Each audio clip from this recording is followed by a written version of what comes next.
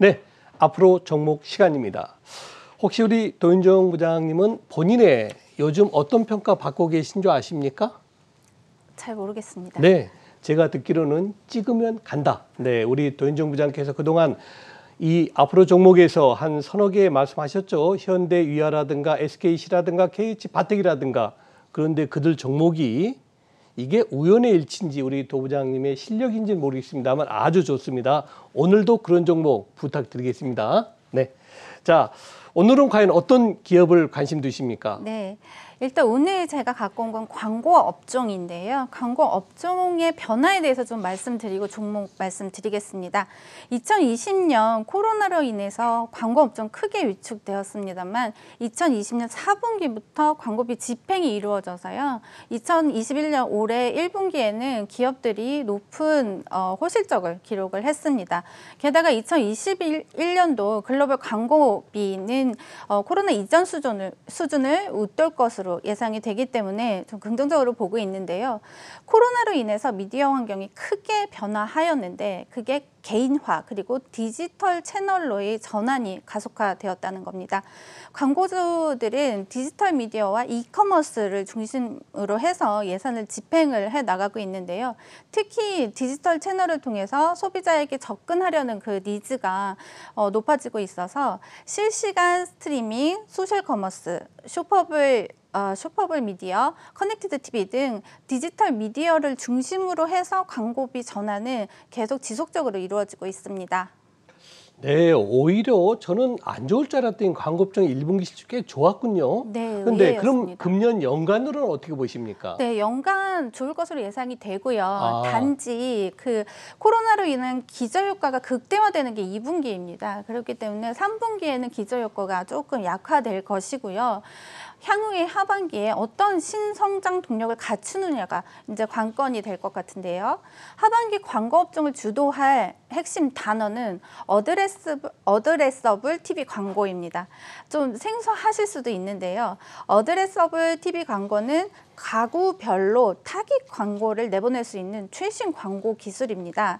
현재는 모든 그 TV 시청 가구에게 동일한 시간에 동일한 광고를 내보내고 그렇죠. 있지 않습니까? 그런데 이 어드레서블 TV 광고는 맞춤형으로 가구별로 다른 광고를 내보낼 수 있다는 것입니다.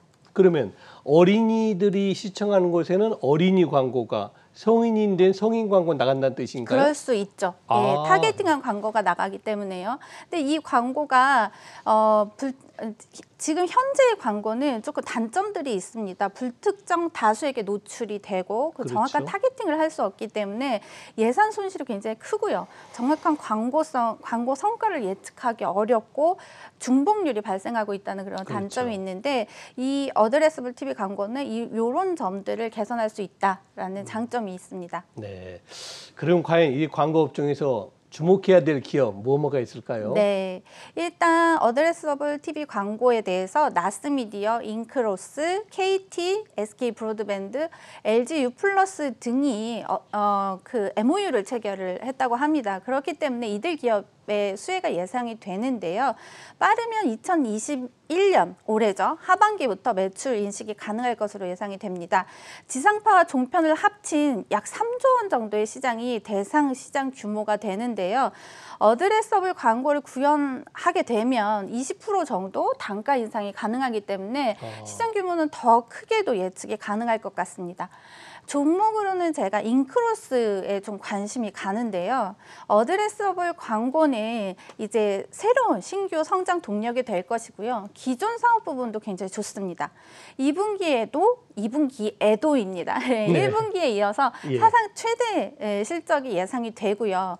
영업이익률이 50%에 달할 것으로 예상이 됩니다. 이 또한 창사 이래 최대 이익률인데요. 고부가가치 사업 비중이 높아지고 있고 그렇기 때문에 고정비 부담이 감소하고 있기 때문에 이러한 영업이익률이 기록할 수 있을 것으로 예상이 되고요. 2020년에 런칭한 T딜 또한 관심이 가는데요. 이 T딜의 취급고가 굉장히 급성장을 하고 있습니다. 작년 2분기에는 30억 원, 그리고 45억 원, 103억 원으로 계속해서 성장을 보여주고 있는데 올 2분기에도 20% 이상 이상 취급구가 증가할 것으로 예상이 되고 있습니다. 그렇기 때문에 새로운 성장 동력을 장착하게 되면 기존 사업과 더불어 지속적인 성장이 가능할 것으로 예측이 됩니다. 네, 뭐 제가 관심으로 그냥 인크루스를 봤더니 보합권에 있다가 우리 도윤정 부장께서 인크루스의 그런 업황을 얘기하니까 지금 현재는 몇 퍼센트입니까? 플러스 2.8% 거의 뭐 1,600원이 올라가네요. 그러나 항상 저는 말씀드립니다.